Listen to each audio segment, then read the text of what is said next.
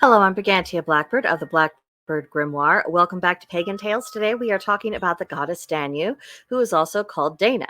Her position within the Celtic pantheon is that of creatrix, the origin. She is an earth goddess, amongst other things. She's the mother of the Tuatha De Dan.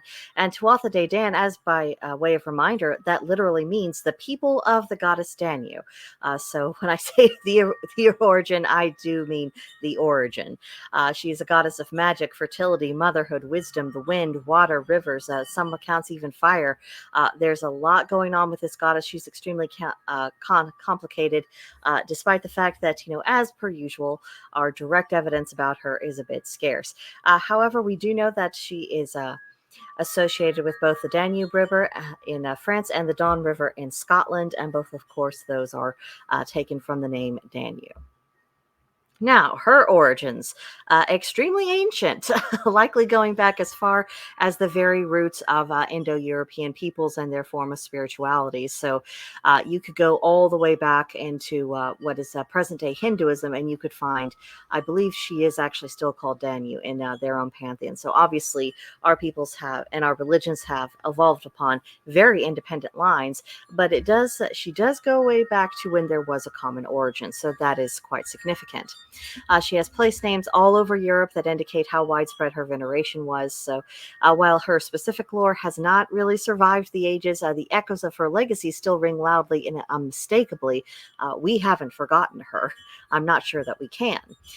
She is a nurturer. She's the creatrix, a sustainer of life, and responsible for the abundance of the land and crops. She's known to be the guide of both gods and mortal men.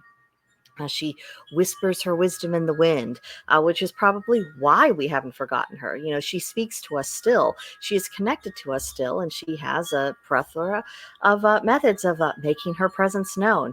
Even if we don't know immediately that it is her, over time, we will get led right back to her.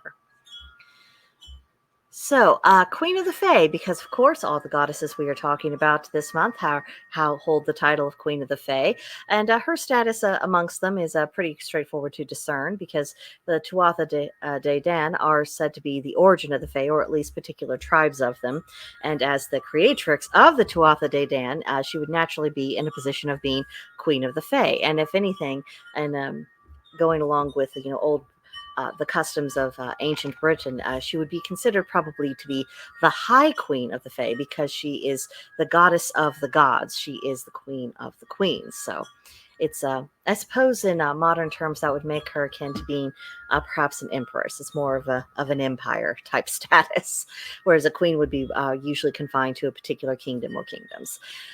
So she is the matriarch, and to address Danu is to address the most senior and the highest ranking member of the Celtic pantheon. So she is deserving of special reverence. And if you were going to introduce yourself to her, I would suggest doing so in a manner that conveys the greatest of respect. She is not known to be cold. She's not known to be harsh, but remember her status and her station. And, when you approach a deity respectfully, they're more likely to respond to you, affectionately, in a very warm way, in a caring way. So just, keep that in mind. I would suggest bringing a gift, because that's always good manners, and express gratitude for her attention. Even if you're not immediately sure that you did catch her attention, just be grateful that just be glad to have the opportunity for it. Express that gratitude, and if you carry on with that, eventually you will make contact with her. Now, some correspondences for this goddess and the solar system, the planet Uranus, which is pretty interesting. The elements of fire, water, earth, wind, I mean, she's associated essentially with all of them. The direction of east, when it comes to celebrations, all Celtic celebrations, of course, it would make sense to include Danu in them, but especially Amalk and Beltane. So if you aren't, you haven't quite settled on your plans for which deities you're going to involve at Beltane, Danu might be someone you would consider. The tarot card, she's linked with the Empress. The color white. The trees aspens, elder, elm, hawthorn, hazel, holly, spruce, and willow. And the garden, blackberries and ivy. For the gemstones and minerals, amber, diamond, and zircon. The birds, hawk and raven. Magical, of course, the fae.